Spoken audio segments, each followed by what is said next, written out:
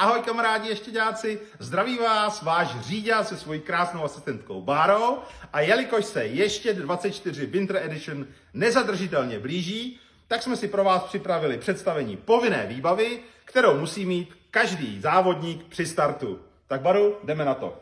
Takže hřebovky. Hřebové boty ideální do terénu, do seběhu, do výběhu. Pokud nejsou hřebovky. Pokud nejsou hřebovky, tak nesmeky tohoto řetízkového typu. A přátelé, toto ne, to je tak na výlez s paní mámou na Petřín. Nepromoková bunda. Nepromokavá bunda s kapucí a vysokým vodním sloupcem. Čelovka. Čelovka hlavní a čelovka záložní.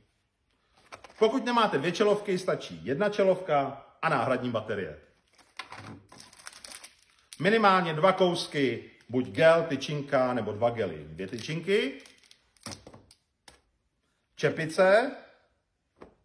Nebo bufík. Nebo bufík, ideálně oba. Termofolie. Termofolie, kdyby přišel chlad. Stahovací obvaz. Stahovací obvaz pro případ zranění. Kelímek. Kelímek, ideálně soft cup v ještěckých barvách, protože na našich občerstvovačkách již nepoužíváme jednorázové kelímky. Půl litr tekutin. A minimálně půl litru tekutiny, ať už vody nebo jontů. No a to je všechno z povinné výbavy. A teď se elegantně přesuneme a Bára nám představí doporučenou výbavu v případě špatného počasí a jakože v lednu občas bývá. Další půl litr tekutin. Další půl litr tekutin, zase voda, jonty nebo na co jste zvyklí. Další energie na cesty, berte toho radši víc, nikdy nevíte, jestli vám dojde, anebo pomůžete kamarádovi. Náhradní bufík. Náhradní bufík, nahoře fouká.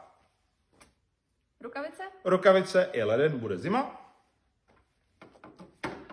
Triko s dlouhým rukávem. Triko s dlouhým rukávem, jistě se bude hodit.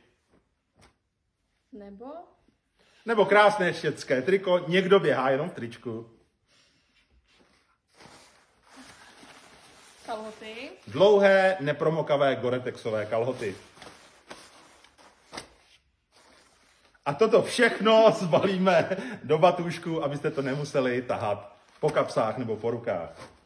Budou se hodit.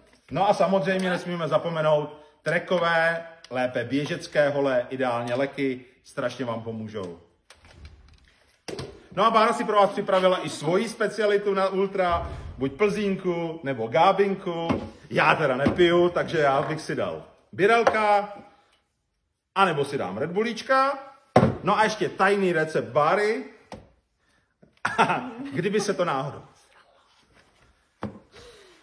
Kdyby náhodou vás chytnul vlk.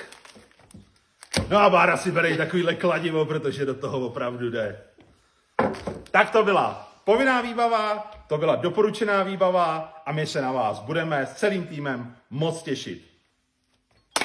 A ještě jsem vás chtěl pozvat já, MC direktor The Boss, ten nejvyšší s mojí krásnou asistentkou Bárou. Přijďte všichni v lednu po Skokanský Můstky, protože to bude ten nejhustší mejdan roku 2024. Budu tady já, bude tady DJ Peťák, bude tady moje crew, budete tady vy budete běhat, my vás budeme bavit. Spousta muziky, spousta jehříčka, spousta zlata a spousta zábavy celých 24 hodin. Takže už v lednu tady pod Skokanskýma můstkama v Liberci a jak se u nás říká 3, 2, 1, vždycky ještě!